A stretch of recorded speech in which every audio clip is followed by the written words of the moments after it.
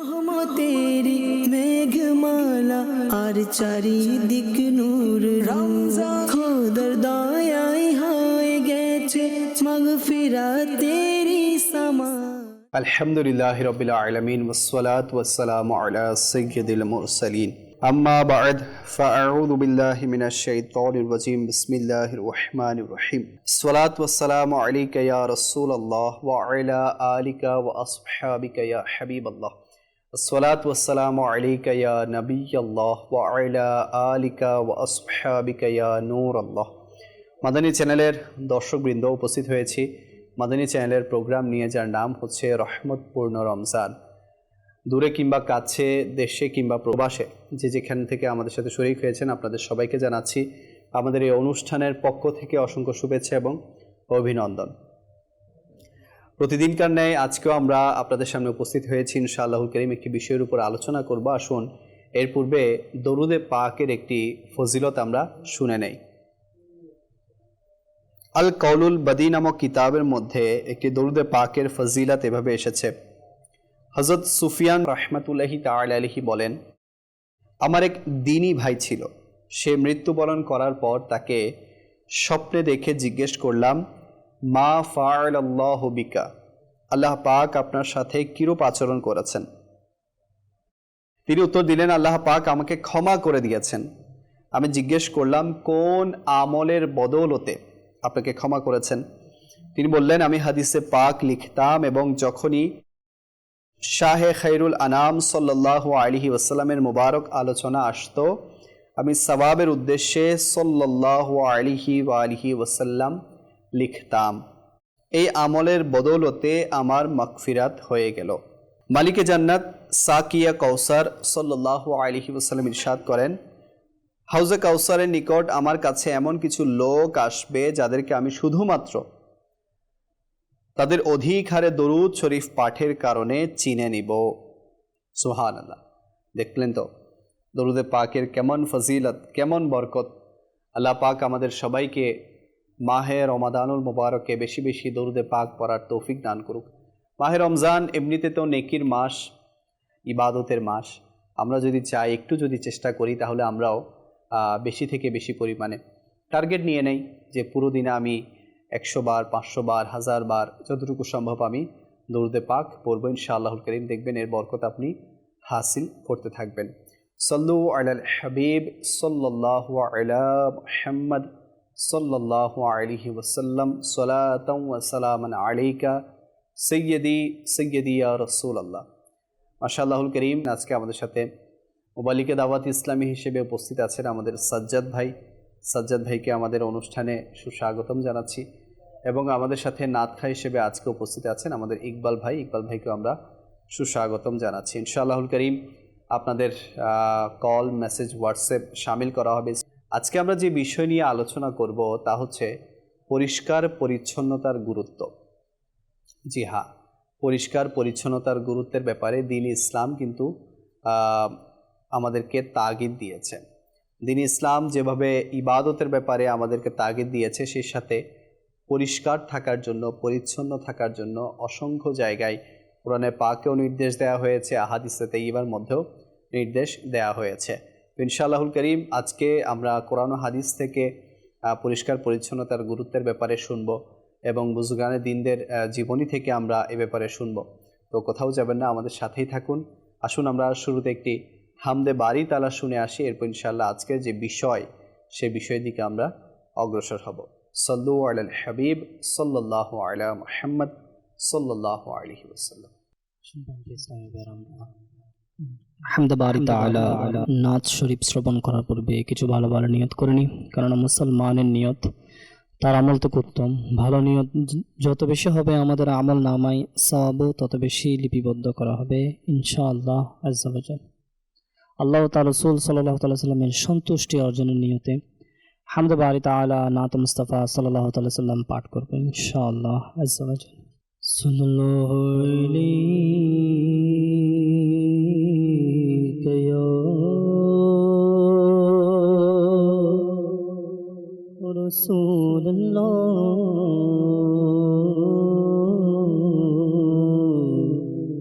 ওয়া وسلم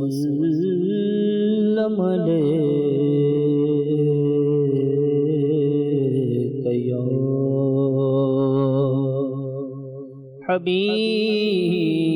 حبيب الله صلى الله عليك يا رسول الله وسلم عليك يا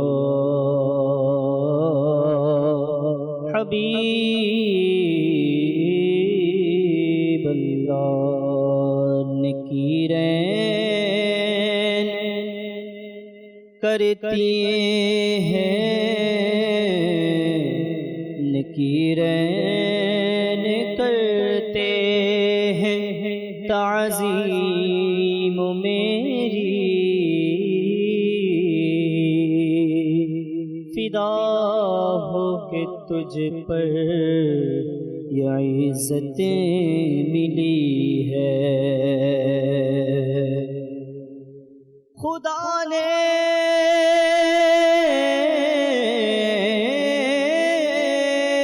किया तुझको आगाह सब से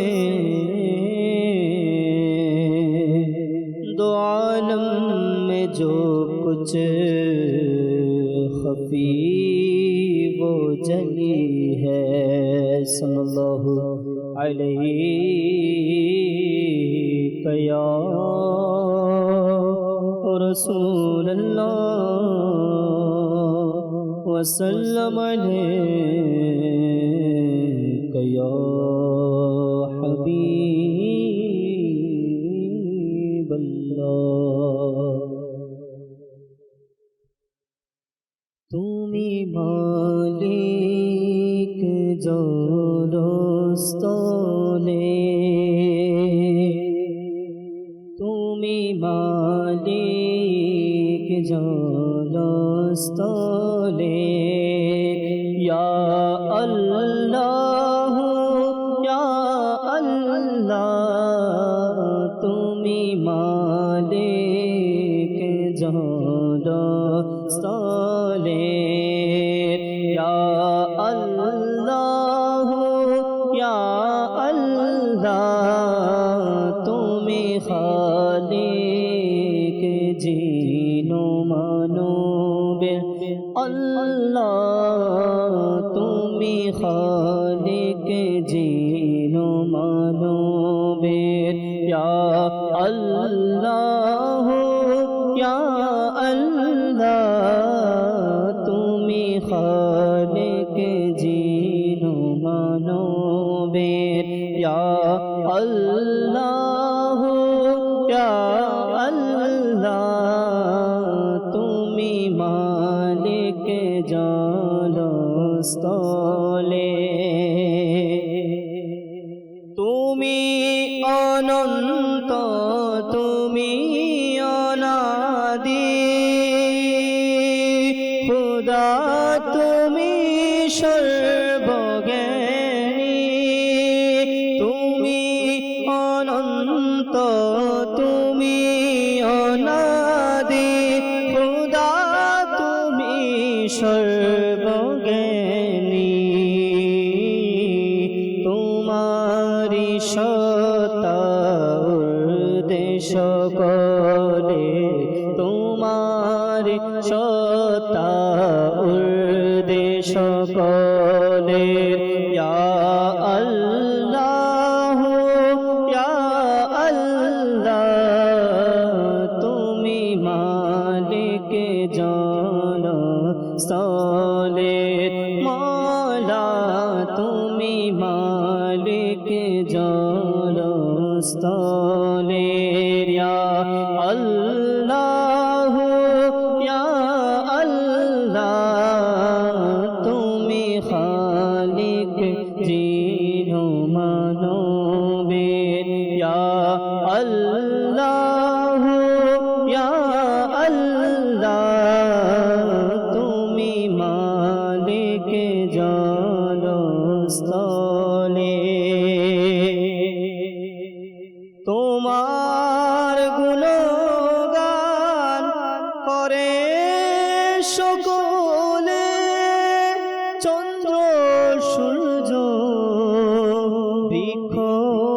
পাথরে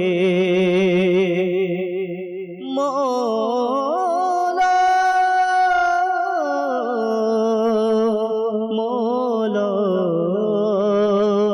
মওলা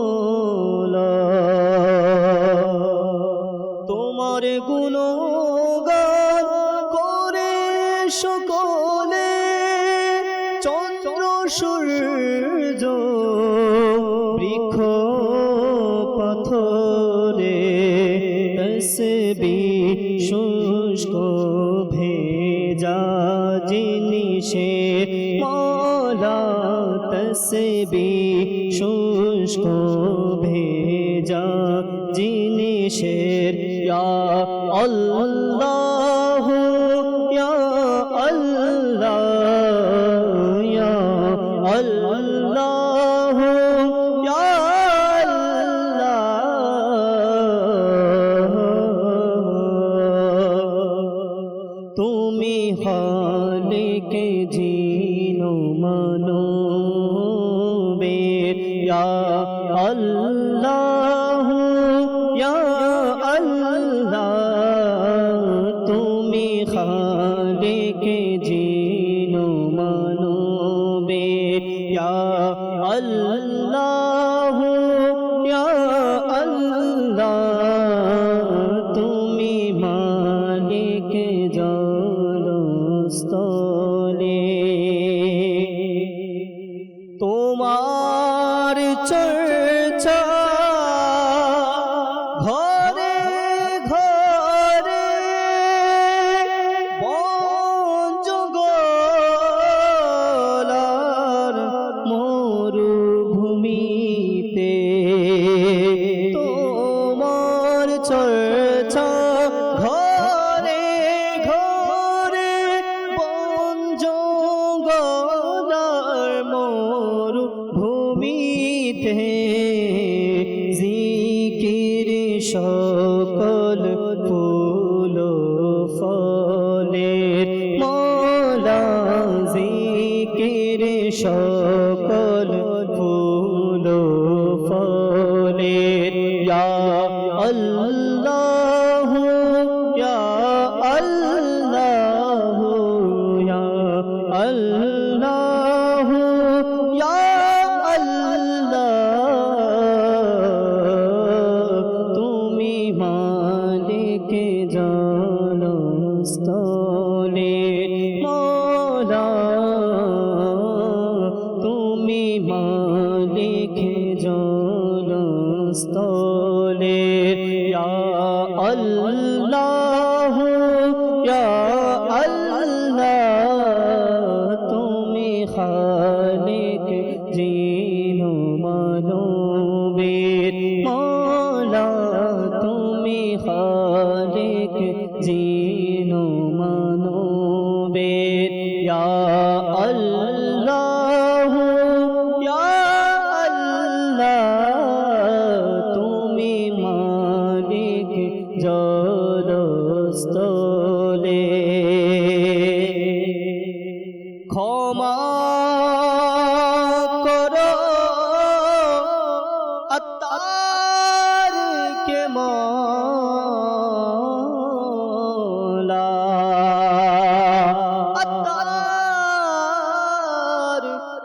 अत्तार हमारा है हमारा है हमारा क्षमा करो अत्तार के मौला दुहाई नबीर ओ है खुदा क्षमा करो अत्तार के मौला दुहाई नबीर है खुदा जिनी श्रेष्ठ সকল নবীদের যিনি শ্রেষ্ঠ সকল নবীদের মওলা যিনি শ্রেষ্ঠ সকল নবীদের ইয়া আল্লাহ ইয়া আল্লাহ তুমি মালিক জলস্থলে ইয়া আল্লাহ ইয়া আল্লাহ তুমি খালিক জিনো মানবের মওলা তুমি খালিক জিনো মানবের ইয়া আল্লাহ ইয়া আল্লাহ তুমি মালিক জলস্থলে ইয়া আল্লাহ ইয়া আল্লাহ। সুবহানাল্লাহ, সুবহানাল্লাহ। আল্লাহ পাক আমাদের সবাইকে সদা সর্বদা আল্লাহ পাকের জিকির করার, আল্লাহ পাকের স্মরণ করার তৌফিক দান করুক। দর্শকবৃন্দ, দেখছেন অনুষ্ঠান রহমতপূর্ণ রমজান। আজকে আমরা যে বিষয় নিয়েছি তা হচ্ছে পরিষ্কার পরিচ্ছন্নতার গুরুত্ব। আসুন আমরা আমাদের সাজ্জাদ ভাইয়ের কাছ থেকে পরিষ্কার পরিচ্ছন্নতার ব্যাপারে কোরআনে পাক কি বলে শুরুতে আমরা সেটা জেনে নিই। জি হুজুর। বিসমিল্লাহির রহমানির রহিম। মাদানী চ্যানেলের দর্শক শ্রোতা, আপনারা আজকে যে গুরুত্বপূর্ণ বিষয় নিয়ে আমরা আলোচনা করতে যাচ্ছি, পরিষ্কার পরিচ্ছন্নতার গুরুত্ব। আমরা যদি দেখি, পরিষ্কার পরিচ্ছন্নতা একটা ইসলামের মৌলিক বিষয়, খুবই গুরুত্বপূর্ণ একটা বিষয়। কোরআনে পাকের মধ্যে এবং হাদিসে পাকের মধ্যে পবিত্রতা, তাহারাত, পবিত্রতা সম্পর্কে কোরআনুল কারীমের মধ্যে বিভিন্ন আয়াত এবং হাদিসে পাকের মধ্যে আমার নবী করিম সাল্লাল্লাহু আলাইহি ওয়াসাল্লাম অনেকগুলো হাদিস বর্ণনা করেছে। এবং সেই সাথে যদি আমরা দেখি, পবিত্রতা আমরা পোশাকের দিক দিয়ে করি এবং পবিত্রতা অন্তরের দিক দিয়েও করি, মানে বাহ্যিক এবং আভ্যন্তরীণ দুইটা বিষয় পবিত্রতা। তো পরিষ্কার পরিচ্ছন্নতা পবিত্রতার যে গুরুত্বপূর্ণ বিষয়, এই ব্যাপারে কোরআনুল কারীমের মধ্যে আল্লাহ পাক সূরা বাকারার মধ্যে 222 নম্বর আয়াতের মধ্যে ইরশাদ করেন, নিশ্চয় আল্লাহ পছন্দ করেন অধিক তাওবাকারীদেরকে এবং পছন্দ করেন পবিত্রতা অবলম্বনকারীদের। যারা পবিত্রতা অবলম্বন করেন আল্লাহ পাক তাদেরকে পছন্দ করেন। সেই সাথে যদি আমরা সূরা মুদ্দাসসির এর মধ্যে দেখি, আল্লাহ পাক সেখানেও ইরশাদ করছেন, যা কানজুল ঈমান থেকে অনুবাদ, তোমরা তোমাদের পোশাক পবিত্র রাখো। একটা হচ্ছে নিজেদেরকে পবিত্রতা রাখার কারণে আল্লাহ পাক তাদেরকে পছন্দ করেন, আবার পোশাক পরিচ্ছদেরও পবিত্রতার কথা বলা হয়েছে। আমরা যদি দেখি, আমাদের যতগুলো ইবাদত রয়েছে, রিয়াজত রয়েছে, এগুলোর জন্য প্রথম শর্ত কিন্তু আমাদেরকে পবিত্রতা অর্জন করা। আমরা যদি নামাজের দিকে তাকাই, তাহলে নামাজের জন্য আগে পবিত্রতা করতে হবে, উজু করতে হবে, পাক থাকতে হবে। সেইখানে যদি আমরা নামাজ পড়তে যাই, পরিষ্কার পরিচ্ছন্ন কাপড়ও লাগবে, পবিত্র কাপড় লাগবে, পাক কাপড় লাগবে। যে স্থানে নামাজ পড়বো সেখানেও পাক জায়গা হইতে হবে। তাহলে সেখানে বোঝা যায় যে কি পবিত্রতার গুরুত্বটা কতটুকু। আমাদের আমলগুলোর পূর্ব শর্তই হচ্ছে কি করা, পবিত্রতা অর্জন করা। এবং হাদিসে পাকের মধ্যেও তো রয়েছে যে পবিত্রতা ঈমানের অর্ধেক। এটা খুবই একদম প্রসিদ্ধ হাদিস।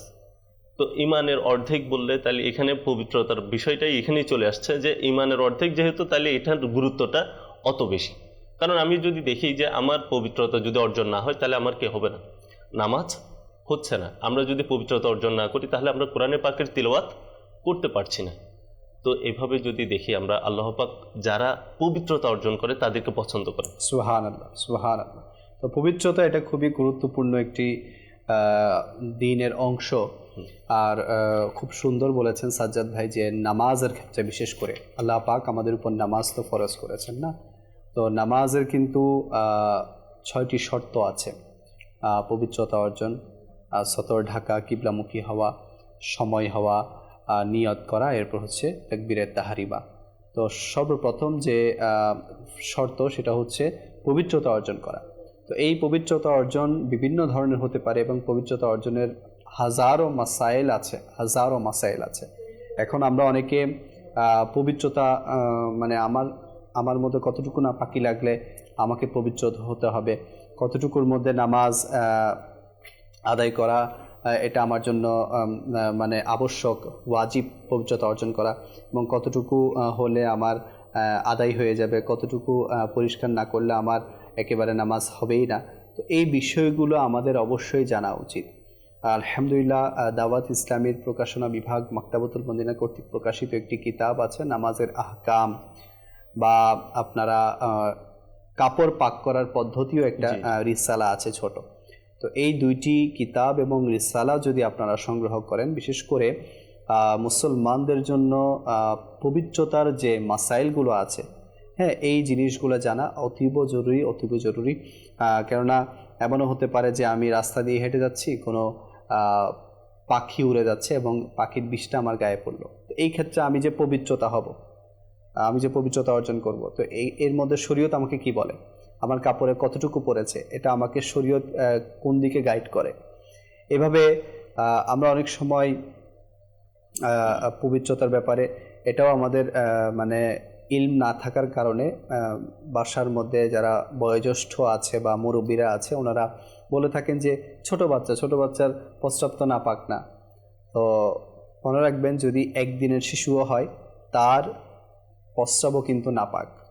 তো ওই নাপাকি যদি আপনার গায়ে লেগে যায় আর আপনি মনে করছেন যে আপনি পাক আছেন, এটা কোনো অসুবিধা নেই, আর ওই হালতে আপনি ওই মানে পোশাক দিয়ে আপনি নামাজ আদায় করছেন, তাহলে নামাজের বিধান শরীয়ত কি বলে ব্যাপারে, তো এগুলো আপনাকে জানতে হবে।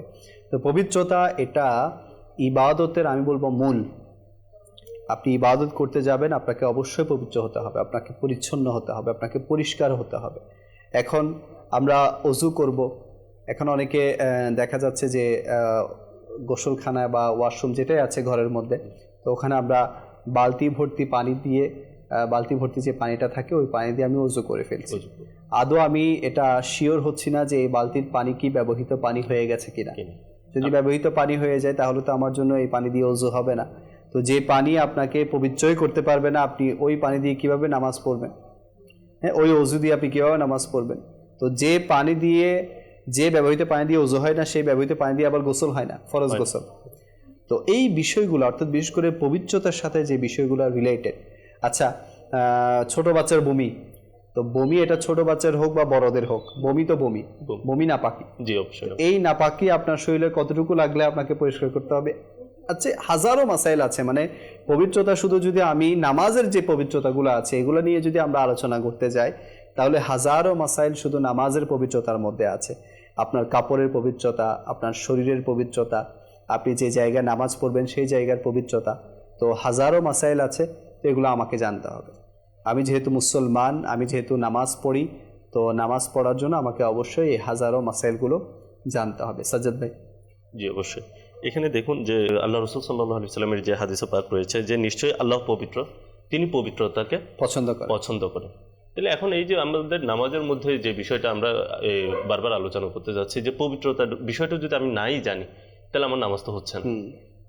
আমরা ওয়াশরুমে উজু করে ফেলতেছি, এখানেও কিভাবে মানে করে ফেলতেছি, কি উজু হচ্ছে কিনা, পবিত্রতা অর্জন করছি কিনা, এটার জন্য আমাদের উচিত যে কি আমরা বেশি পরিমাণ কি করা, এটা সম্পর্কে জ্ঞান অর্জন করা। এই জন্য উচিত আমাদের যে মাকতাবাতুল মদিনার যে প্রকাশিত কিতাবগুলোর কথা আপনি বলেছেন সেগুলো অধ্যয়ন করা। যদি সেগুলো না জানি তাহলে কি হবে, আমাদের ইবাদত, আমরা আসলে একটু চিন্তা করার বিষয়, কষ্ট করে নামাজ পড়তে যাচ্ছি কিন্তু অনেক কষ্ট করে যাচ্ছি, বা শয়তানের ধোঁকা থেকে বেঁচে নফসের সাথে জিহাদ করে তারপরে আমরা নামাজের মধ্যে যাচ্ছি।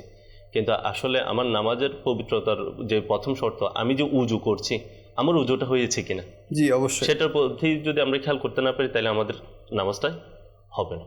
ঠিক একইভাবে আমরা যে পোশাকটা পরে নামাজ পড়তে যাচ্ছি সেই পোশাকটাই যদি অপরিষ্কার থাকে, অপবিত্র থাকে, তাইলেও আমাদের নামাজটা হচ্ছে না। তো এই কোরআনুল কারিমের মধ্যে এবং হাদিসে পাকের মধ্যে পরিষ্কার পরিচ্ছন্নতার বিভিন্ন রেওয়ায়েত এসেছে। এটা তো একটা বিষয় গেল যে আভ্যন্তরীণ একটা বিষয় বা নামাজের একটা বিষয়। আমরা যদি বাহ্যিক বিষয়ের মধ্যে খেয়াল করি, আল্লাহ রাসূল সাল্লাল্লাহু আলাইহি ওয়াসাল্লাম পরিষ্কার পরিচ্ছন্নতাকে পছন্দ করতেন এবং তার উম্মতদেরকে পরিষ্কার পরিচ্ছন্নতার ব্যাপারে তারগিব করতে গিয়ে মিসওয়াক করার জন্য কি করেছেন, উৎসাহিত করেছেন, যারা দাঁত পরিষ্কার থাকে। দাঁত পরিষ্কারের ব্যাপারে যে হাদিসে পাকটা রয়েছে যে কি যদি আমার উম্মতের কষ্ট না হতো তাহলে আমি কি করতাম, আবশ্যক করে দিতাম। তাহলে সেখানেও আমাদের পবিত্রতার অর্জনের ব্যাপারে একটা বর্ণনা চলে আসে। এবং আরেকটা হাদিস শরীফ, যে প্রসিদ্ধ হাদিস শরীফ, সেটা হচ্ছে যে আল্লাহ রাসূল সাল্লাল্লাহু আলাইহি ওয়াসাল্লাম একটি কবরের পাশ দিয়ে যাচ্ছিলেন, সেখানে দেখলেন যে একটি কবরের মধ্যে কি করছে, আযাব হচ্ছে। দুইটি কবরের মধ্যে আযাব হচ্ছে। একটি হচ্ছে এক প্রকার ব্যক্তি যারা চুগলখড়ি করেছিল, আরেকটি কবরের মধ্যে আযাব হয়েছিল, সেটা হচ্ছে কি সে পবিত্রতা থেকে, অর্থাৎ যখন ইস্তেঞ্জা করতো, প্রস্রাব করতো, এর ছিটা থেকে ছিটা বাঁচতো না, থেকে বাঁচতো না। পবিত্রতা ভালোভাবে অর্জন করতো। জি জি জি। ঠিক এইভাবে আমরা যখন উজু ইস্তেঞ্জার মধ্যে যাই, অনেকে দেখা যায় যে কি নামাজের সময় হয়ে গেছে, তাই তাড়াহুড়া করে আমরা কি করি, ওয়াশরুমে গিয়ে মানে ইস্তেঞ্জা করে চলে আসি। ইস্তেঞ্জা করে চলে আসি। এখন ইস্তেঞ্জা করে অনেক সময় আবার নিজেদের মধ্যেও চিন্তা চলে আসে যে কি আমার কাপড়ের মধ্যে নাপাকি পড়লো কিনা। তাহলে আমাকে চিন্তা করতে হবে, যেহেতু আমাকে নামাজ পড়তে হবে, আমি আগে থেকে ওয়াশরুমটা করে ফেলি যেন আমার তাড়াহুড়া না হয়। জি জি। এখন আমি তাড়াহুড়া করতে গিয়ে কি হয়ে যায়, ওই যে তাড়াহুড়া করে জামাত ছুটে যাবে, এই তাড়াহুড়ার মধ্যে গিয়ে আমি তাড়াহুড়া করে করতে গিয়ে আমার ওই কাপড়ের মধ্যে নাপাকিটা পড়ে গেল, যার কারণে আমরা আর কি করতে পারলাম না। জি, এটা আমরা এরপরও পড়ে ফেলছি, এরপরেও পড়ে ফেলছি, নামাজ পড়ে মানে ফেলছি। আচ্ছা, এটা কি তুচ্ছ বিষয় মনে, ছোট বিষয় ওইটা মনে তো করছি? আছে।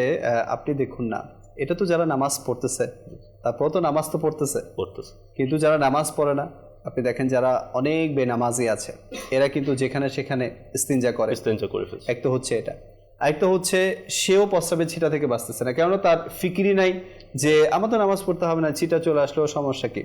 আচ্ছা, একটু চিন্তা করেন যে আপনার গায়ের মধ্যে আপনি নাপাকি নিয়ে ঘুরতেছেন, আল্লাহ না করুক ওই হালতে আপনার মৃত্যু চলে আসলো, আর আপনি নাপাক অবস্থায় দুনিয়া থেকে গেলেন, তাহলে আমার আপনার কি হবে? আমরা কে চাই যে দুনিয়া থেকে নাপাক অবস্থায় যায়? আমরা সবাই চাই। দেখেন একজন গুনাহগার যে নামাজ পড়ে না, তাকেও যদি জিজ্ঞেস করেন ভাই আপনি কোনটা পছন্দ করেন, যে মৃত্যুর সময় আপনি ভালো মৃত্যু পছন্দ করেন নাকি মন্দ মৃত্যুটা পছন্দ করেন, সেও বলবে না আমি ভালো মৃত্যুই পছন্দ করি। এটা সবাই চাইবে, যে গুনাহগার, যে নামাজ পড়ে না, যে সুদ খায়, যে ঘুষ খায়, সবাই চাইবে যে আমার মরটা যাতে ভালোভাবে হোক। এখন চিন্তা করেন, আমরা যারা ইস্তেঞ্জা করি বা পাক নাপাকির আমাদের খেয়াল করি না, তো আমাদের শরীরে আমরা নাপাকি নিয়ে ঘুরি, ছিটা ফোটা নিয়ে ঘুরি। এই যে বলছে যে আল্লাহ রাসূল সাল্লাল্লাহু আলাইহি ওয়াসাল্লাম যখন কবরের পাশ দিয়ে গেছেন, তো আযাব হওয়ার অন্যতম কারণ ছিল যে প্রস্রাবের ছিটা থেকে না বাঁচা। তো এরকম হরেক রকমের বান্দা আমাদের আশেপাশে আমরা দেখতে পাই। তো তাদের চিন্তা করা উচিত যে আমি মুসলমান। আচ্ছা, তাদেরকে যখন বলা হয় যে ভাই আসেন না নামাজ পড়তে যায়, তখন তারা এক বাক্যে বলে দেয় হুজুর আমি পবিত্র না। আরে ভাই, আপনি মুসলমান আর আপনি পবিত্র না? তো মুসলমান নাপাক কিভাবে থাকতে পারে? ঠিক আছে, আপনি পবিত্র না, আপনি পবিত্র হয়ে নেন, পবিত্র হয়ে নেন। এখন তো এমন না যে বাংলাদেশ একটা পুরোটা ডেজার্ট, এটা মরুভূমি, যে আমি এখানে কোথাও পানি পাবো না, এমন তো না। এখানে মানে কয়েক কদমে কদমে পানি। তো এখন এত ফ্যাসিলিটি থাকা সত্ত্বেও যদি আমি বিভিন্ন ধরনের বাহানা দিয়ে, নাপাকির বাহানা দিয়ে আমি যদি নামাজ ছেড়ে দেই, তো আল্লাহ পাক যদি নারাজ হয়ে যায় তাহলে কি হবে চিন্তা করেন। তো এই জন্য আমাদেরকে পাক থাকতে হবে, আমাদেরকে পরিষ্কার থাকতে হবে, পরিচ্ছন্ন থাকতে হবে, যেটা হুজুর আমাদেরকে ইঙ্গিত দিয়েছেন, বিশেষ করে প্রস্রাবের ছিটাফোঁটা থেকে। আমরা এটাকে অনেক তুচ্ছ মনে করি এবং এটাকে আমরা অনেক সাধারণ বিষয় মনে করি। তো আমরা যারা মুসলমান, আমরা এটা নিয়ত করি যে ইনশাআল্লাহুল কারীম আমরা এটা থেকে বাঁচবো এবং নিজেকে পবিত্র রাখবো।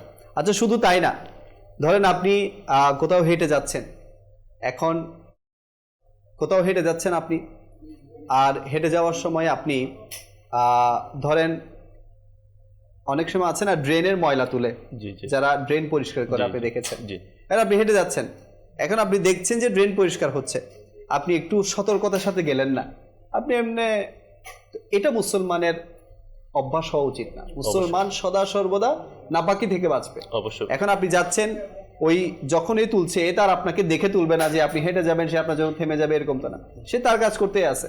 এরকম আমি অনেক জায়গায় এক্সপিরিয়েন্স দেখেছি, আমার এক্সপিরিয়েন্স হয়েছে। তো এই যে তোলার সময় ওরা তো যখন ঠাপ করে ফেলে, তখন কাপড় অনেক সময় ছিটাফোঁটা নাপাকি চলে আসে। তো এই বিষয়গুলা, এরপর কোরবানির সময় দেখেন, কোরবানির সময় আমরা যখন অনেক সময় হাটে যাই, তো হাটে যাওয়ার সময় এই যে পশুর যে নাপাকি আছে, প্রস্রাব আছে, তো তারা তো আর আমাকে দেখে পান হারাবে না, তারা তো তাদের ইচ্ছে মতোই পান হারাচ্ছে। তো অনেক ধরনের নাপাকির সম্ভাবনা থেকে থাকে। তো যারা নামাজি তারাও এক্ষেত্রে অনেক অসতর্ক থাকে, যে হাটে যাচ্ছে, গরু দেখতেছে, আবার পাশে কোনো মসজিদ থাকলে নামাজ পড়ে ফেলতেছে। না, আপনাকে সব সময় পবিত্র হতে হবে, সব সময় পবিত্র থাকতে হবে। আর আল্লাহ পাক পবিত্রতাকে পছন্দ করেন, পবিত্রতাকে পছন্দ করেন। তো এই জন্য আমরা পবিত্রতা হই, অর্থাৎ পবিত্রতাকে সবসময় গ্রহণ করব। যদি কখনো আমাদের কাছে নাপাকি লেগেও যায়, নাপাকির কাজ হয়েও যায়, আমরা নিজেকে সবসময় পরিচ্ছন্ন রাখবো। আল্লাহ পাক পরিচ্ছন্নতাকে পছন্দ করেন। জি হুজুর, আর কি বলবেন পরিচ্ছন্নতার ব্যাপারে? বিষয় পরিচ্ছন্নতার ব্যাপারে, যেটা পাক নাপাকের কথা আসতেছে, আল্লাহর পানা, মানে এটা একটা অভিজ্ঞতা অর্জন হয়েছে যখন আমাদের যে কোর্সগুলো হয়, যেখানে আমাদেরকে তারবিয়ত করা হয়, 63 দিনের 63 দিনের তারবিয়তি কোর্স রয়েছে, মাদানী কাফেলা যেগুলো রয়েছে, ইতিকাফ চলছে মাশাআল্লাহ, রমজান মাসের মধ্যে ইতিকাফ চলছে। জি জি, এখানে অনেক ইসলামী ভাইয়ের কাছে গিয়ে হ্যাঁ, যখন তাদের একটা অভিজ্ঞতা জানা যায়, তখন তারা সর্বপ্রথম যে বিষয়টা শেয়ার করে সেটা হচ্ছে কি, আমি এখানে এসে আজকে পবিত্রতার বিষয়ে জেনেছি। আচ্ছা, এটা যদি আপনি মুসলমান এমনি সাধারণ মানুষকে বলেন ভাই চলেন পবিত্রতা কোর্স তো করেন, করেন। এ বলবো আবার কিসে পবিত্রতা কোর্স, এটা আবার কি পবিত্রতা এটা আবার শিখতে হয় নাকি? এগুলো তো আমরা জন্ম থেকেই জানি, আর কিছুই জানেন না আপনি, আপনি কিছুই জানেন না। যদি আপনাকে একটা মাসালা ধরি আপনি বেঁচে যাবেন। জি জি, তো শিক্ষা অবশ্যই দরকার, এটা অবশ্যই দরকার। মানে এটা একটা অভিজ্ঞতা শেয়ার করতে চাচ্ছি যে এক ইসলামী ভাইকে এইভাবে যখন আমাদেরকে উজুর ব্যাপারে শেখানো হলো, যখন এই পবিত্রতার ব্যাপারে শেখানো হলো, বিশেষ করে ফরজ গোসলের যে বিষয়টা, সেই বিষয়টা যখন শেখানো হলো, তখন তিনি বললেন যে কি ভাই আসলে এটাই ফরজ গোসলের নিয়ম, আমরা তো এতদিন পর্যন্ত যে গোসল করেছি তার মানে হয়নি, মানে নরমাল গোসলের মতো আমরা গোসল করে ফেলেছি। তাহলে এখন যে আমাদের ইসলামী ভাইদের মধ্যে যে মেন্টালিটি, আমরা মনে করি যে ফরজ গোসল হয়ে গেছে বা পবিত্রতা অর্জনের জন্য, মানে না জ্ঞান থাকার কারণে, ইলমে দিন না থাকার কারণে আমরা স্বাভাবিক গোসল করে ফরজ গোসলটাকে এভাবে মনে করতেছি।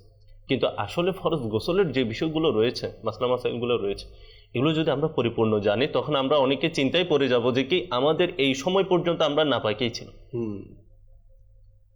এত গুরুত্বপূর্ণ বিষয়। আপনি দেখেন যে শীতকালে আমরা যখন উজু করি, তখন কিন্তু অনেকগুলো বিষয়ের প্রতি আমাদের খেয়াল রাখতে হয়, যে নাকের এই অংশটা শুষ্ক থেকে যায়, পায়ের গোড়ালিগুলো শুষ্ক থেকে যায়, তখনও আমরা কি এটাকে ভালোভাবে মাসা করি না। তাহলে যখন এটাকে ভালোভাবে ধৌত করতেছি না, তখনও কিন্তু আমরা পবিত্রতা অর্জন করতেছি না। যখন ফরজ গোসলের ক্ষেত্রে গিয়ে ওই যেই বিষয়গুলো আমাদের খেয়াল করার দরকার, নাপাক কাপড় নিয়ে অনেকে গোসল করে ফেলতেছে, এটা প্রথমত চেঞ্জ করতে হবে, তারপর নাপাক স্থানগুলো, এটা সম্পূর্ণ মাসলাগুলো আপনাকে শিখতে হবে, শিখে আমল করতে হবে। যেহেতু আমরা মুসলমান, আমাদেরকে একেবারে গোসল থেকে শুরু করে ওযু থেকে শুরু করে পাকনা পাকির জ্ঞান আমাদেরকে রাখতে হবে। এই জন্য আমরা বারবার বলে থাকি আলহামদুলিল্লাহ দাওয়াত ইসলামীতে এগুলো শেখানো হয়, শুধু আপনাদের একটু সময়ের প্রয়োজন। দাওয়াত ইসলামীতে এখন যেহেতু রমজান মাস চলছে, রমজান মাসে পুরো মাস ব্যাপী ইতিকাফ চলছে। ইতিকাফ মানে এটা নয় যে সেখানে শুধু তারা মসজিদে অবস্থান করতেছে, ইবাদত করতেছে আর বাস সময় পার করতেছে, এটা না। তাদেরকে সেখানে যারা কোরআন পারে না, কোরআন শেখানো হচ্ছে। এই যে ফরজ উলুম যেগুলো আমরা এখন বয়ান করতেছি, সেগুলো তাদেরকে সেখানে শেখানো হচ্ছে।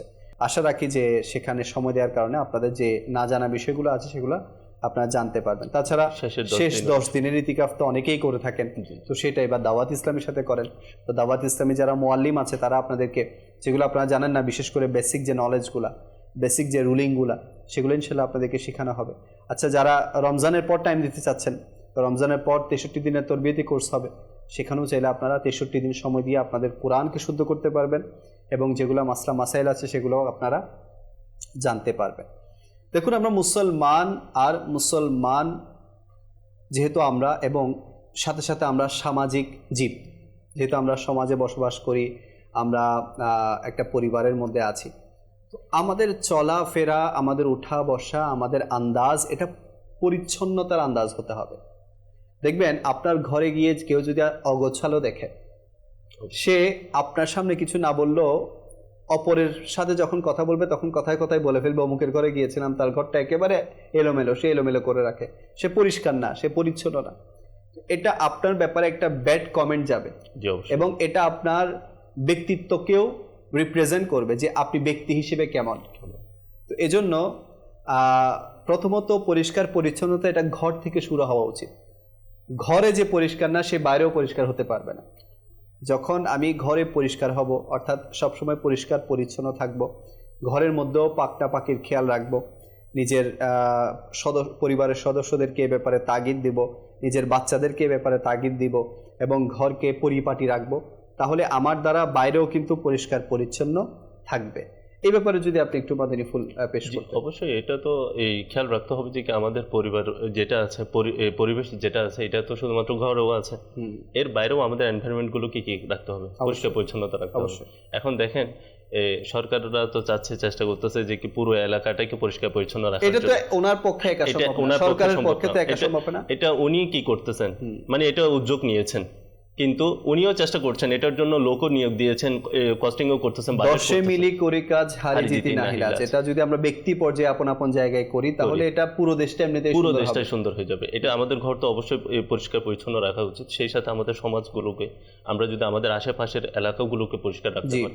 এখন দেখেন আমরা তো এটা এমন যে কি, মানে কোনো একটা প্রোডাক্ট খেলাম, মানে কোনো খাবারের বস্তু খেলাম, ওইটা খালি প্যাকেটে আমরা কি করে দিই, ছুঁড়ে ফেলে দিই। আমরা কিন্তু ঘরের মধ্যে এটা কিন্তু অনেকটা সতর্কতা থাকে যে কি আমার ঘরের মধ্যে ময়লা যেখানে সেখানে আমরা ফেলি না। তাহলে আমরা ঘরের মধ্যে কিন্তু অনেকে চেষ্টা করি যে কি গোছালো রাখার জন্য, কিন্তু হয়তো বা অনেকে দেখা যায় যারা অগোছালো পরিষ্কার পরিচ্ছন্ন নয়, তারা হয়তো বা এলোমেলো থাকে। তো এটা তো আসলে নিজেদের ব্যক্তিত্বকে কি করে আরেকজনের কাছে একটু কমিয়ে দেয়। তো পরিষ্কার পরিচ্ছন্নতার ব্যাপারে তো অনেক হাদিস পাকে আছে। তো আমাদের উচিত পরিষ্কার পরিচ্ছন্নতা রাখা, ঘরকে রাখা, সমাজকে রাখা, আশেপাশের পরিবেশকে রাখা। মাশাআল্লাহ মাশাআল্লাহ, আল্লাহ আমাদের সবাইকে পরিষ্কার পরিচ্ছন্ন থাকার তৌফিক দান করুক। অনেকগুলো ইনশাআল্লাহ আলোচনা আরও আছে, আরও হবে ইনশাআল্লাহ আলোচনা। আসলে একটি নাতে মুস্তাফা আমরা আমাদের ইকবাল ভাই থেকে শুনে আসি, এরপর ইনশাআল্লাহ আমরা আরও আলোচনার দিকে ফিরবো এবং আপনাদের কল মেসেজও শামিল করব। প্যাকেজ আছে, প্যাকেজও ইনশাআল্লাহ অনুষ্ঠানে শামিল করব। জি হুজুর।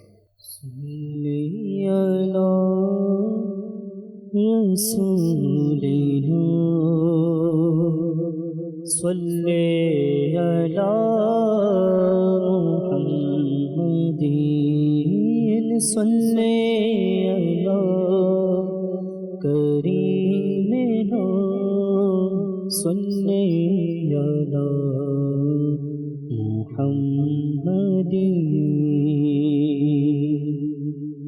हम भी मदीने जाएंगे आज नहीं तो कल से ही आका, हम भी मदीने जाएंगे आज नहीं तो कल से ही आका हमें बुलाएंगे आज नहीं तो कल से ही सल्ले अला नबीना सल्ले अला मुहम्मदिन सल्ले अला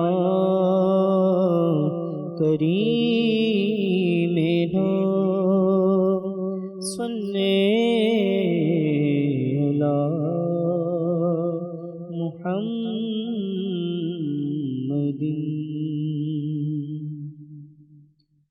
তোমার যুগে যদি জনমনিতা,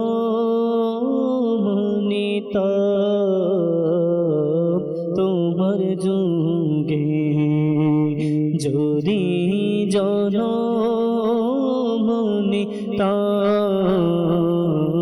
হয়তো একদিন দেখা আমিও পেতাম,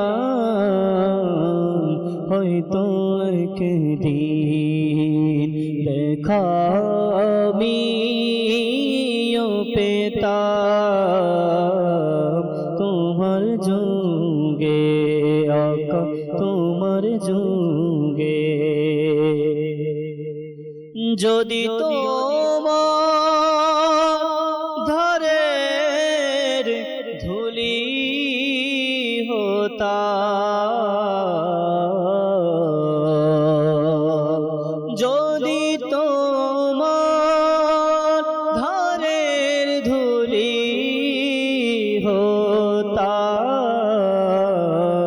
তোমার পাদ কাদয়েছো মুদিতাম আকা, তোমার পাদ কাদয়েছো মুদিতাম, তোমার যুগে আকা তোমার যুগে যদি জনমনিতাম, হয়তো একদিন দেখা আমিও পেতাম,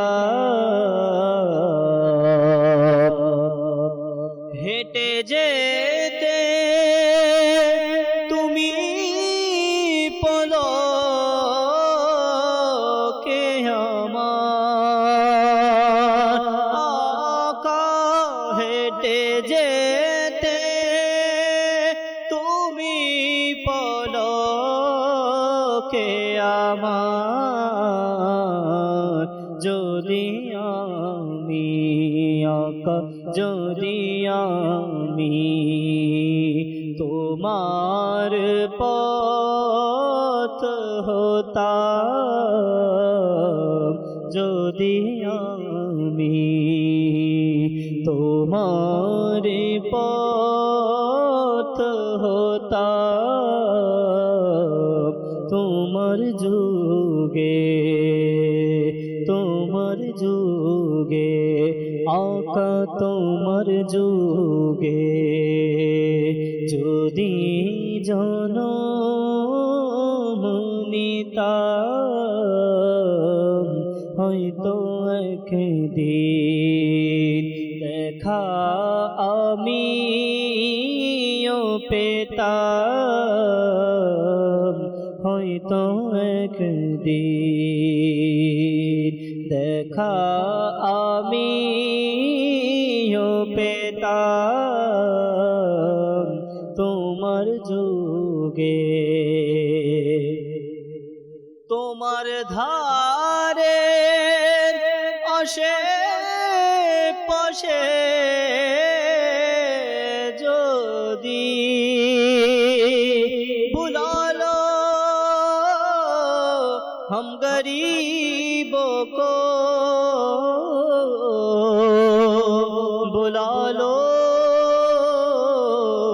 या रसूल अल्लाह बुला लो हम गरीबों को बुला लो या रसूल अल्लाह पाए शब्बीर और शब्बर फातिमा हैदर मदीने में তোমার ধারে আশে পাশে যদি তোমার ধারে আশে পাশে যদি भिखारी हो ये धोखिनानी ताम भिखारी हो ये धोखिनानी ताम তোমার যুগে আকা তোমার যুগে যদি জনম নিতাম হয়তো একদিন দেখা আমিও পেতাম তোমার যুগে কভু তুমি আমায় দেখে নিতে আকা আকা কভু তুমি আমায় দেখে নিতে কভু তুমি আমায় দেখে নিতে খুশিতে তোহারা আমি হতাম খুশিতে তোহারা আমি হতাম তোমার যুগে আকা তোমার যুগে যদি জনম নিতাম তোমার যুগে যদি আসতে তুমি বিদায় বেলা मेरे तुम ख्वाब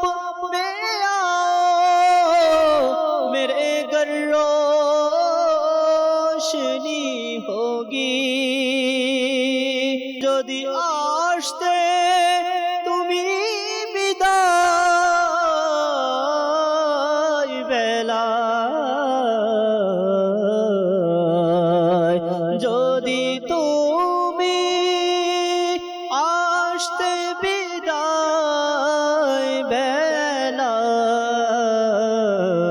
তোমার সামনে আকা তোমার সামনে আমি মরে যেতাম তোমার যুগে আকা তোমার যুগে যদি জনমনিতাম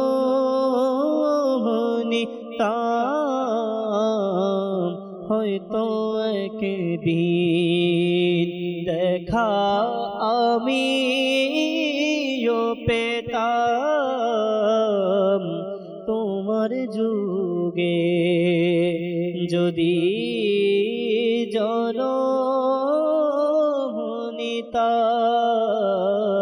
জনমনিতাম হয়তো একদিন দেখা আমি পেতাম। সুবহানাল্লাহ। দর্শকবৃন্দ, আসুন অনেকে আমাদের সাথে কলের মাধ্যমে যুক্ত হয়েছেন, কিছু কল অনুষ্ঠানে আমরা শামিল করি। জি, কল শোনাবে। আমার নাম মেহমান, আমি আল্লাহ হযরতের একটি মানকাবাত শুনতে চাই। ইনশাআল্লাহ আমাদের সাথেই থাকবেন, আমরা আপনাকে শোনানোর চেষ্টা করব। জি, পরবর্তী কল। আমার নাম ফেরদৌস মিয়া। আপনারা মাদানী চ্যানেলটা অত্যন্ত ভালো লাগে, যে অনুষ্ঠানগুলো করতেছেন আমার দ্বারা অনেক অনেক ভালো লাগে। আমি দেখি ডেইলি চ্যানেলটা, আপনারা যে নিয়ম কারণ বলেন এটি অত্যন্ত ভালো লাগে। আপনাকে ধন্যবাদ। মাশাআল্লাহ, মাশাআল্লাহ। আল্লাহ আপনাকে বরকত দান করুক। আল্লাহ তাআলা আপনাকে সদা সর্বদা এভাবে মাদানী চ্যানেলের সাথে থাকার তৌফিক দান করুক। জি, পরবর্তী কল। আমি গাজীপুর থেকে নূর এলো একটি না শুনতে চাচ্ছিলাম। নূর এলো শুনতে চাচ্ছেন? ইনশাআল্লাহ আমাদের সাথেই থাকবেন, আমরা চেষ্টা করব আপনাকে শোনানোর জন্য। জি, পরবর্তী কল। আমার নাম মোহাম্মদ শামসুল আলম। আমি এখন আপনাদের মাদানী চ্যানেলের অনুষ্ঠান দেখতেছি, অনুষ্ঠানটি আমার অনেক ভালো লাগছে। মাশাআল্লাহ, পরবর্তী কল। আমার নাম মোহাম্মদ সায়েদ। টিয়া নাই পয়সা নাই শুনতে চাচ্ছেন? আমাদের সাথেই থাকবেন, আমরা চেষ্টা করব আপনাকে শোনানোর জন্য। পরবর্তী কল। আমার নাম আব্দুল কাদির। আমি অনুষ্ঠান দেখছি, আমার কাছে অনেক ভালো লাগে। আমি সবসময় আপনাদের অনুষ্ঠান দেখি। আপনাদেরকে অনেক ধন্যবাদ এই ধরনের একটা অনুষ্ঠান করার জন্য। মাশাআল্লাহ, আল্লাহ পাক আপনাকে বরকত দান করুক এভাবে সাথে থাকার জন্য।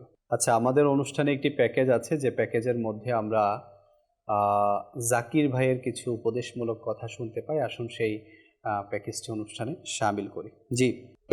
দুর্বল করে দেয়, তওবা ঈমান মজবুত করে দেয়। আল্লাহ তওবাকারীকে ভালোবাসেন, কেননা যখন কোনো ব্যক্তি তওবা করে সেজন্য কোনো গুনাহই করেনি। এই জন্য তওবা মানুষের ঈমানকে মজবুত করে, আর তওবা যদি কেউ না করে তবে তার ঈমান দুর্বল হতে থাকে। আল্লাহ তাবারক ওয়া তাআলা তওবার ব্যাপারে কোরআনে পাকের মধ্যে সূরা বাকারা আয়াত নম্বর 222-এ ইরশাদ করেছেন, নিশ্চয়ই আল্লাহ তওবাকারীদের ভালোবাসেন। যেখানে আল্লাহ তাবারক ওয়া তাআলা তওবাকারীকে ভালোবাসেন, আমাদের উচিত প্রতিনিয়ত তওবা করতে থাকা। মাশাআল্লাহ, তওবার ব্যাপারে খুব সুন্দর আমাদেরকে নসিহত করেছেন। তো তওবার মাস রমজান মাস চলছে, আমরা যদি রমজান মাসে বেশি বেশি তওবা করি, ইস্তিগফার করি, আল্লাহ চাইতো আমাদের পূর্বের গুনাহগুলোকে বেহিসাব মাফ করে দিবেন। আল্লাহ পাক সবাইকে তৌফিক দান করুক। একটি হাদিসে পাক আপনাদের সামনে তুলে ধরছি। নবী করিম সাল্লাল্লাহু আলাইহি ওয়াসাল্লাম ইরশাদ করেন, যেটা তো হুজুর বলেছিলেন, যে পবিত্রতা ঈমানের অর্ধেক, নিশ্চয়ই ইসলাম পরিচ্ছন্ন দিন। আর অপর বর্ণনায় রয়েছে, আল্লাহ পাক ইসলামের ভিত্তি পরিচ্ছন্নতার উপর রেখেছেন, তবে তোমরাও পরিচ্ছন্নতা অর্জন করো, কেননা জান্নাতে সেই ব্যক্তি প্রবেশ করবে যার জাহির ও বাতিন, ভেতর এবং বাইরে পরিচ্ছন্ন হবে।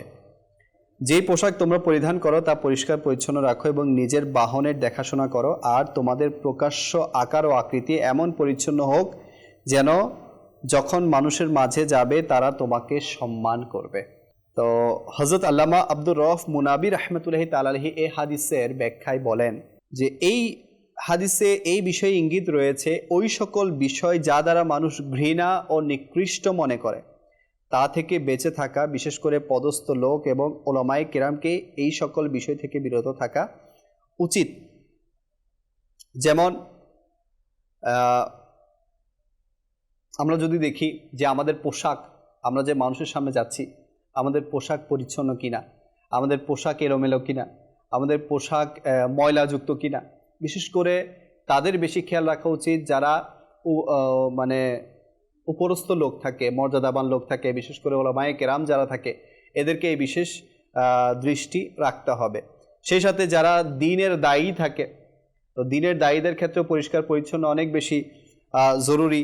এরপর আমি যে জুতা ব্যবহার করছি সেই জুতা পরিষ্কার কিনা, আমি যে মোজা ব্যবহার করছি সেই মোজা পাকসাফ আছে কিনা বা পরিষ্কার আছে কিনা। আচ্ছা, যারা দ্বীনের দায়ী তারা পাগড়ি ব্যবহার করেন, তো পাগড়ি এটা তো সুন্নাতে মুবারাকা, তো এই পাগড়ি দেখে কি কেউ পাগড়ি পরার জজবা পাবে, নাকি সে আরও আপনার কাছ থেকে দূরে চলে যাবে, সেও মনে করবে মনে হয় মৌলবীরা এমনই থাকে?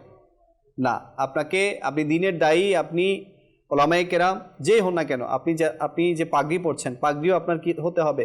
পরিষ্কার পরিচ্ছন্ন হতে হবে। আপনার সুন্নাতে লেবাস, এটা ঠিক আছে সুন্নাত হিসেবে পড়ছেন, কিন্তু আপনি যদি অপরিষ্কার রাখেন, হ্যাঁ আমি একেবারে মানে আমি দুনিয়া বিমুখ, এই জন্য আমি পরিষ্কার পরিচ্ছন্ন খেয়াল রাখবো না, এমন না। আপনি লোকদের সাথে ইন্টারাকশন করেন, লোকদেরকে দিনমুখী করার চেষ্টা করেন, তো লোক আপনার কাছে কখন আসবে? যখন আপনি নিজেকে পরিষ্কার পরিচ্ছন্ন রাখবেন। সেই সাথে বলা হচ্ছে যে মোট কথা ওই সকল জিনিস যা আমাদের ব্যবহারে থাকে তা যেন চিৎকার করে বলছে যে আমাকে পরিষ্কার করো। তো আমাদের অনেক সময় এমন হয় যে আমরা আমাদের যে জিনিসগুলো ব্যবহার করি, যেমন এই যে আমি চিরুনি রাখলাম, আমি বা বেশিরভাগ মোবালিক চিরুনি রাখে, কেন রাখে? যাতে সময়ে সময়ে আমরা আমাদের দাড়ি চুলগুলো একটু সেটিং করতে পারি। যেহেতু অনেকে বাবরি চুল রাখে, অনেকে দাড়ি রাখে, দাড়ি তো রাখাই উচিত সবাইকে। তো দাড়ি যদি আমি এলোমেলো রাখি, আমার দাড়ি এদিকে উঠছে এদিকে উঠছে, হ্যাঁ, তারপর আমার দাড়িতে ময়লা আছে, বালি আছে, তো এগুলো দেখে আপনি অপর মানুষকে এইদিকে ধাবিত করতে পারবেন না। আপনি যদি নিজে সবকিছুকে সেটিং করে রাখেন, আপনি দেখবেন মাশাআল্লাহ এমনও অনেক মুবাল্লিগকে আমরা দেখতে পাই যাদেরকে দেখলে আসলে সুন্নাতের প্রেরণা হয়, যাদেরকে দেখলে আসলে আমাদেরকে সুন্নাতের উপর আরো মহব্বত বেড়ে যায়। তো আমাদের সাথে যেহেতু মানুষদের উঠা বসা আছে, অবশ্যই আমাদেরকে এই বিষয়গুলোতে খেয়াল রাখতে হবে। মনে রাখবেন প্রত্যেক জাতি তার জাতির প্রতি ধাবিত হয়ে থাকে। একবার এক কাক এবং কবুতরের মধ্যে বন্ধুত্ব হয়ে গেল। এক ব্যক্তি যখন তা দেখলো তখন ভাবলো যে কবুতর এবং কাকের মধ্যে মিল কোথায়, তারা কেন বন্ধুত্ব হলো? তারা উভয়ই তো আলাদা আলাদা, কবুতর এবং কাকের মাঝে বন্ধুত্ব হলো কিভাবে? অতএব সে অনেক চিন্তা ভাবনা করে জানতে পারলো যে কবুতরও ল্যাংড়া ছিল, কাকও ল্যাংড়া ছিল, তাদেরকে তাদের এই একই গুণ বন্ধু বানিয়ে দিল।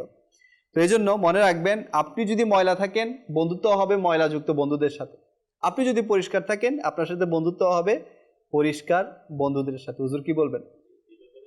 আমাদের মোবাইল লিগে দাওয়াত ইসলামী যারা রয়েছে এদেরকে যেটার পরিষ্কার পরিচ্ছন্নতার ব্যাপারে বলছে, এটা তো শুধুমাত্র মোবাইল লিগে দাওয়াত ইসলামী নয়, সবার ক্ষেত্রেই কি হওয়া উচিত। তো যারা আসলে লিড করে যায়, যারা উচ্চ পদস্থ রয়েছে, তাদের অবশ্যই এটা করা উচিত। ইমাম মালিক রাহমাতুল্লাহি তাআলা আলাইহি উনি যখন হাদিস শরীফ বর্ণনা করতেন, তিনি সর্বপ্রথম কি করতেন? পরিষ্কার পরিচ্ছন্ন হয়ে যেতেন। তিনি প্রথমত আগে গোসল করে নিতেন, সুন্দর পোশাক পরিধান করতেন এবং সুগন্ধি লাগিয়ে নিতেন। সুবহানাল্লাহ। তিনি এটাও বর্ণনা করছেন যে রাসূল করিম সাল্লাল্লাহু আলাইহি ওয়াসাল্লাম এর হাদিস শরীফ বর্ণনা করেছেন যে কি পরিপূর্ণ পবিত্রতা সম্মান বজায় রাখে। যখন আমরা পবিত্রতাটা পরিপূর্ণভাবে থাকবো, পরিচ্ছন্ন থাকবো, তখন আমাদের সম্মানটাও বজায় থাকবে। এখন আমরা যদি অগোছালো থাকি, অপবিত্র থাকি এবং আমাদের কাপড়ের মধ্যে যদি একটু ময়লা থেকে থাকে, তাহলে আমাদের যেটা সেলফ রেসপেক্ট রয়েছে এটাও তো কমে যাবে না মানুষের সামনে। আর আমি যখন কোনো জায়গায় বয়ান করতে যাব, কোনো জায়গায় কাউকে দিনের দাওয়াত দিতে যাব, তখনও তো আমাকে এইভাবে হওয়া উচিত, পরিষ্কার পরিচ্ছন্ন থাকা উচিত। যদি আমার কাছ থেকেই এই জিনিসটা ছুটে যায় তাহলে ওনারা আমার কাছ থেকে কি রিসিভ করবে? এই জন্য আমাদের যারা উচ্চপদস্থ রয়েছে, যারা মোবাইল লিগে দাওয়াত ইসলামী রয়েছে বা যেই হোক, যারা তারবিয়ত করে যায়, তাদেরকে কি করা উচিত? সবসময় পরিষ্কার পরিচ্ছন্নতা থাকা উচিত।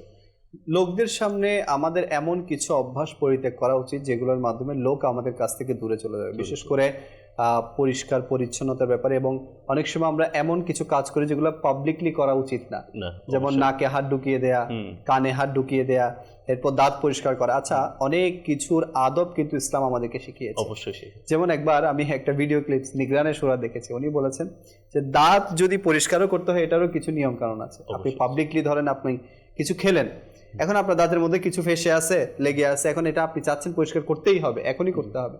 আপনি মুখের উপর একটা হাত দিয়ে আপনি পরিষ্কার করে ফেলেন, এটা সামনের ব্যক্তির কাছে এটা অকার্ড লাগবে না, জি না, অবশ্যই, খারাপ লাগবে না। অবশ্যই। এখন আপনি যদি তার সামনে আঙ্গুল দিয়ে পরিষ্কার আমাদের করেন, অনেকের এরকমও হয়ে যায় যে আমরা অনেক সময় নিজেদের কানের মধ্যে আঙ্গুল এটাই ঢুকিয়ে মানে দিই। পাবলিকলি এটা যেগুলো মানুষের করা কাছে, দরকার না। আরেকজন মানুষের কাছে কিন্তু অপছন্দনীয় কাজ এটা। তো পরিষ্কার পরিচ্ছন্নতা শুধু আপনি ইস্ত্রি করা শার্ট পরলেন, পাঞ্জাবি পরলেন, এটা না পরিষ্কার পরিচ্ছন্ন না। যেগুলা পরিষ্কার করা পাবলিকলি উচিত না, সেগুলো থেকেও আমাদেরকে বিরত থাকতে হবে। এই জন্য নিজেদের অন্তরকে পবিত্র রাখতে হবে। পরিষ্কার পরিচ্ছন্নতার জন্য তো অবশ্যই। কাপড়কেও আমরা পরিষ্কার রাখবো। হাসান বাসর রহমতুল্লাহি তাআলা আলাইহির একটি কথা আরো সুবহানাল্লাহ। তিনি বললেন, যেভাবে কাপড় যেগুলো ময়লা রয়েছে এটাকে ধৌত করলে যেভাবে পরিষ্কার হয়ে যায়, ঠিক আমাদেরকেও আমরা যদি তওবা করে থাকি তাহলে আমাদের অন্তরকেও কি করে ফেলবে, পরিষ্কার করে ফেলবে। তো এই জন্য উচিত আমাদেরকে বেশি পরিমাণ তওবা করা, কাপড়ও পরিষ্কার করা, যেন নিজেরা পরিষ্কার পরিচ্ছন্ন থাকে, এবং অন্তরকে পরিষ্কার পরিচ্ছন্ন করার জন্য আমাদের কি অধিক হারে তওবা করা। ওই যে সূরা বাকারার যে হাদিস শরীফ আমার জাকির ভাই বললেন, নিশ্চয়ই আল্লাহ পাক কি করেন, তওবাকারীদেরকে পছন্দ করেন, এবং আল্লাহর কাছে কি যারা পবিত্রতা অর্জন করে, যারা পরিষ্কার পরিচ্ছন্ন থাকে, তারা কি এটা থাকে, প্রিয় হয়ে থাকে। জি, ফয়জানে সুন্নাতের মধ্যে মনে হয় একটা ঘটনা আমরা পড়েছিলাম আমার যতদূর মনে পড়ছিল, এক ড্রাইভারের মৃত্যু। জি জি জি, এটা ফয়জানে সুন্নাতের মধ্যে জি, জি, জি। ঘটনাটি রয়েছে, তো এটা- খাবারের সুন্নাতের মধ্যে। যে খাবারের সুন্নাতের মধ্যে ওখানে লেখা ছিল যে এক ড্রাইভার সে তার গাড়ির চাকা সে ঠিকঠাক করে একটা হোটেলের পাশেই সে হোটেলে ঢুকে পড়লো খাবার খাওয়ার জন্য। তো খাবার তার সামনে আনা হলো, আনার পরে সে খাবারকে গ্রহণ করলো। গ্রহণ করার কিছুক্ষণের মধ্যেই সে সেখানে পড়ে গেল, পড়ে তার মৃত্যু হয়ে গেল। তো কারো বুঝে আসলো না যে খাবার তো অন্যরাও খাচ্ছে, তার কেন মৃত্যু হলো। তো যখন তদন্ত কমিটিকে ডাকা হলো, পুলিশকে ডাকা হলো, তখন তারা আসলো। এসে তদন্ত করতে করতে খুঁজতে খুঁজতে তারা এটা পেলো যে তার হাতে ময়লা ছিল। আচ্ছা, ময়লা কেন ছিল? তো এটাও তদন্ত করতে করতে দেখা গেল যে সে গাড়ির চাকা পরিষ্কার করেছে। তো গাড়ির চাকার কাছে যাওয়া হলো, তো দেখা গেল যে গাড়ির চাকার ওখানেই একটা সাপ পিষ্ট হয়ে আছে, পিষ্ট হয়ে একেবারে চাকার সাথে লেগে আছে। তো সে যেহেতু গাড়ির চাকাতে হাত দিয়েছিল, বিভিন্ন জায়গায় পরিষ্কার করার জন্য তার হাত গিয়েছে, হয়তোবা হাতের সাথে সে ওই সাপের বিষ লাগিয়ে নিয়েছিল। তো সেটা সে পরিষ্কার না করার কারণে ওই খাবার ওই হাত দিয়ে গ্রহণ করার কারণে তার মৃত্যু হয়ে গেল। তো এরকম আমরা দেখি যে আমরাও কিন্তু অনেক সময় অপরিষ্কারভাবে খাবারকে গ্রহণ করে ফেলি। আমরা কাজ থেকে আসলাম, তাড়াহুড়া করে খাবার খেয়ে নিই। আমরা কোনো হোটেলে ঢুকলাম, হাত না ধুয়ে খাবার খেয়ে নিই। তো এই বিষয়ে কিন্তু দ্বীন ইসলাম আমাদেরকে অনেক বেশি তাগিদ দিয়েছে যে খাবারের আগে এবং পরে আমাদেরকে অবশ্যই পরিষ্কার পরিচ্ছন্ন হতে হবে। এ ব্যাপারেও কিন্তু বেশ কয়েকটা সুন্নাতে মোবারাকা আছে, খাবারের পূর্বে এবং পরে। নবী পাক সাল্লাল্লাহু আলাইহি ওয়াসাল্লাম ইরশাদ করেন, খাওয়ার পূর্বে এবং পরে ওযু করা অভাব দূর করে, এবং এটি আম্বিয়াদের সুন্নাত। তো যারা নবী ছিল, যারা রসুল ছিল, যারা আম্বিয়া ছিল, এটা হচ্ছে তাদের সুন্নাত, খাবারের আগে এবং পরে ওযু করা। আচ্ছা, ওযু করা মানে এটা না যে আমি নামাজের মধ্যে যে ওযু করলাম, এটা না। আমি 2 হাত কবজি পর্যন্ত ধুয়ে নিব আর ঠোঁটকে একটু ভিজিয়ে নিব বা কুলি করে নিব, এটাই হচ্ছে ওযু, খাবারের ওযু। আমার নবী আরো বলেন, যে ব্যক্তি এটা পছন্দ করে যে আল্লাহ পাক তার ঘরে কল্যাণ অধিক হারে করুক, তবে যখন খাবার উপস্থিত করা হবে ওযু করো, এবং যখন উঠিয়ে নেওয়া হবে তখনও ওযু করো, এতে আল্লাহ পাক ঘরের মধ্যে কল্যাণ দিবেন। আমার নবী আরো বলেন, খাওয়ারের পূর্বে ওযু করা 1টি নেকি এবং খাওয়ারের পর ওযু করা 2টি নেকি।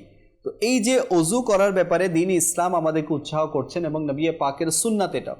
তো আজকে এই সুন্নাত থেকে দূরে হওয়ার কারণে এই যে পরিষ্কার পরিচ্ছন্ন হাত মানে পরিষ্কার পরিচ্ছন্ন হাত দিয়ে আমরা খাবার না খাওয়ার কারণে আজকে আমাদের শরীরের মধ্যে অনেক রোগ ব্যাধি বাসা বাঁধছে। তো এগুলো থেকে আমাদেরকে পরহেজ করা উচিত। বাচ্চাদেরকেও এ ব্যাপারে তাগিদ দেওয়া উচিত যে না, প্রত্যেকটি খাবার খাওয়ার আগে তোমার হাত পরিষ্কার আছে কিনা এটা দেখো, হাত পরিষ্কার না থাকলে হাত ধুয়ে নাও। তো এভাবে কিন্তু ঘরের মধ্যেও তরবিয়ত করা উচিত। কি বলবেন হুজুর? যে অবশ্যই এটা তো আমাদের বাচ্চাদেরকে শেখানো উচিত, যে আমরা এখন দেখা যায় কি ছোট বাচ্চারা, মাদের মুন্নারা যারা রয়েছে, এরা তো প্রায় অসুস্থ হয়ে যায়।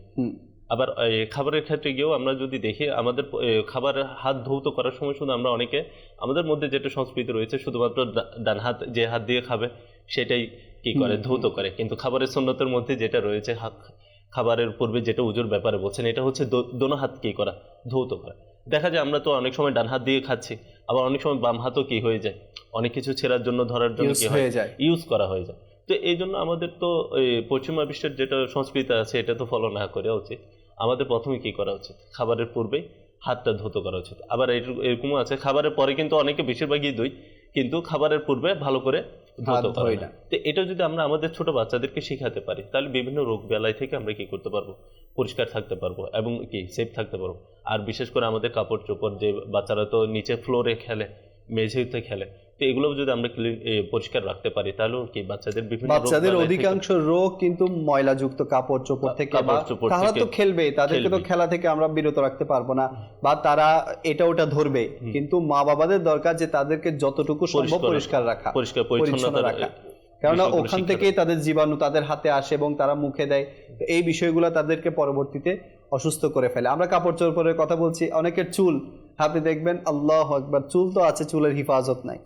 তো চুলকেও পরিষ্কার পরিচ্ছন্ন রাখা উচিত। অবশ্যই যার চুল রয়েছে সেজন্য চুলের যত্ন নেই। হ্যাঁ, নবী পাক সাল্লাল্লাহু আলাইহি ওয়াসাল্লাম তো ওনার সুন্নাতে পাক এটা ছিল যে উনি সবসময় চুলকে তেলে ভিজা রাখতেন। জি জি। আজকে আমরা তেল দিতে চাই না, আমরা জেল ব্যবহার করি।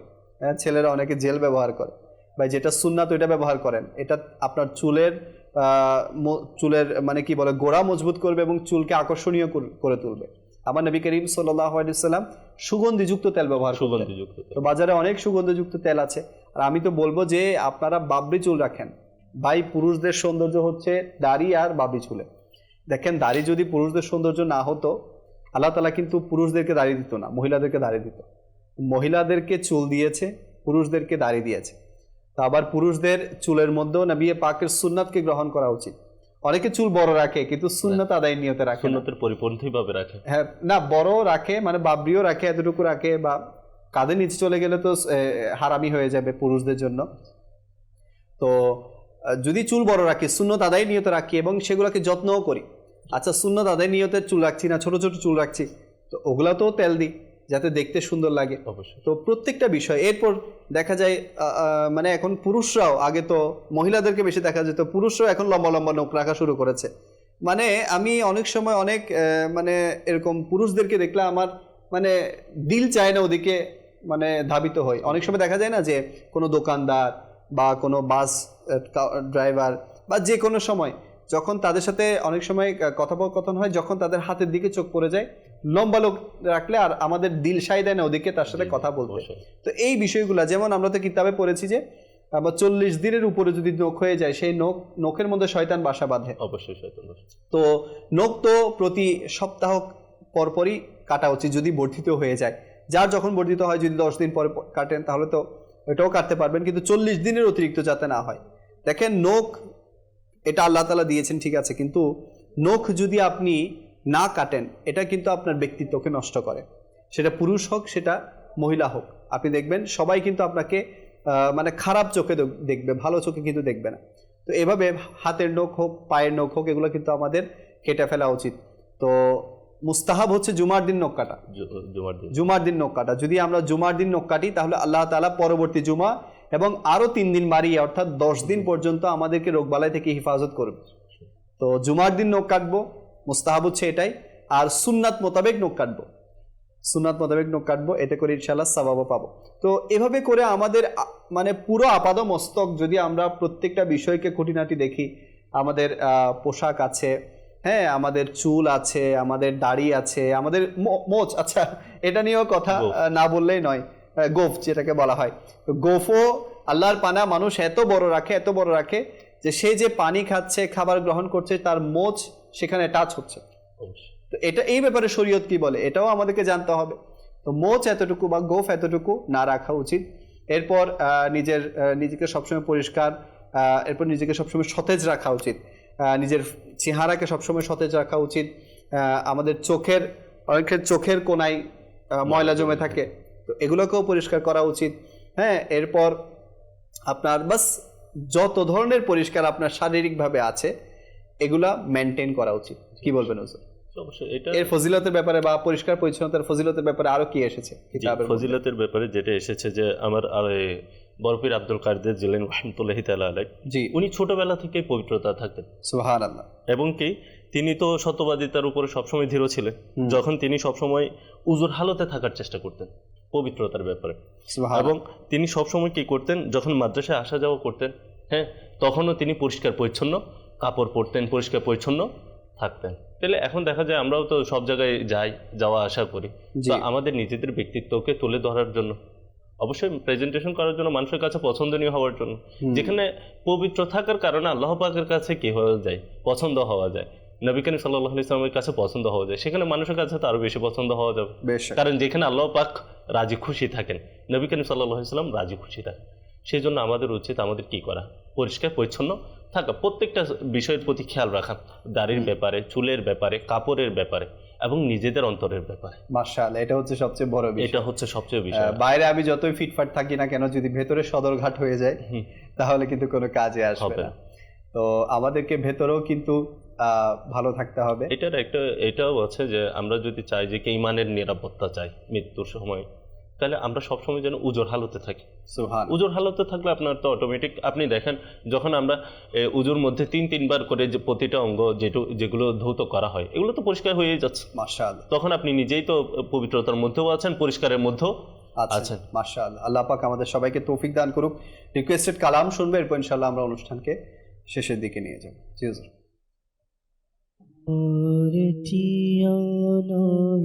পয়সা নাই কেনে যাইতাম সোনার মদিনা, কেনে যাইতাম টিয়া নাই পয়সা নাই কেনে যাইতাম সোনার মদিনা, কেনে যাইতাম আল্লাহ সোনার মদিনা, কেনে যাইতাম। মনে হতে যাইবাল্লাই কিন্তু টিয়া পয়সা নাই, মনে হতে যাইবাল্লাই কিন্তু টিয়া পয়সা নাই, মনে হয় পাখির মতো, মনে হয় পাখির মতো ওরাল মারতাম, আর টিয়া নাই পয়সা নাই কেনে যাইতাম সোনার মদিনায়, কেনে যাইতাম আল্লাহ সোনার মদিনা, কেনে যাইতাম। আয় যদি ওইটা আকাশর তারা, আয় যদি হইতাম আকাশর তারা, সাই থাকতাম মদিনা মনোয়ারা, সাই থাকতাম মদিনা মনোয়ারা, শোক পাগাই সাই থাকতাম,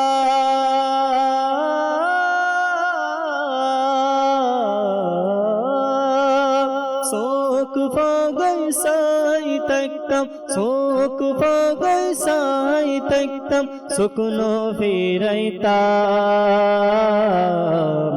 আর টিয়া নাই পয়সা নাই কেনে যাইতাম সোনার মদিনায়, কেনে যাইতাম আল্লাহ সোনার মদিনায়, কেনে যাইতাম। নূরেলো নূরেলো নূরেলো নূর, নূরেলো নূরেলো নূরেলো নূর, নূরেলো নূরেলো নূরেলো নূর, নূরেলো নূরেলো নূরেলো নূর। এদিকে নূর দেখো,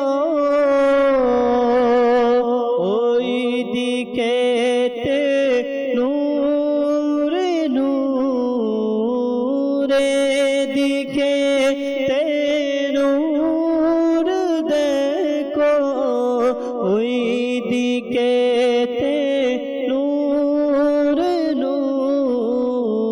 সারা জাহানের কোনায় কোনায় নূরে নূরে ভরপুর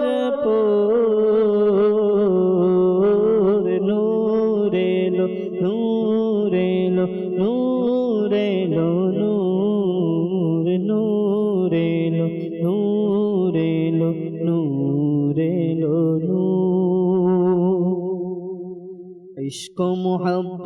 इश्क मोहब्बत आला हजरत इश्क मोहब्बत आला हजरत पीर तरीकत शेख शरीयत आला हजरत दीनेर तुमी करेছো खिदमत आला हजरत इश्क मोहब्बत आला हजरत इश्क मोहब्बत आला हजरत সত্যের পথে চলতে শিখিয়েছেন আমাদের আলা হযরত দ্বীনের সৌরভ সদা ছড়িয়েছেন আমাদের আলা হযরত সত্যের পথে চলতে শিখিয়েছেন আমাদের আলা হযরত দ্বীনের সৌরভ সদা ছড়িয়েছেন আমাদের আলা হযরত इश्क मोहब्बत आला हजरत इश्क मोहब्बत आला हजरत इश्क मोहब्बत आला हजरत इश्क मोहब्बत आला हजरत প্রশংসা যার সারা বিশ্বে তিনি মোদের আলা হযরত প্রশংসা যার সারা বিশ্বে তিনি মোদের আলা হযরত গবেষণা যাকে নিয়ে চলছে তিনি মোদের আলা হযরত গবেষণা যাকে নিয়ে চলছে তিনি মোদের আলা হযরত তিনি মোদের আলা হযরত আলা হযরত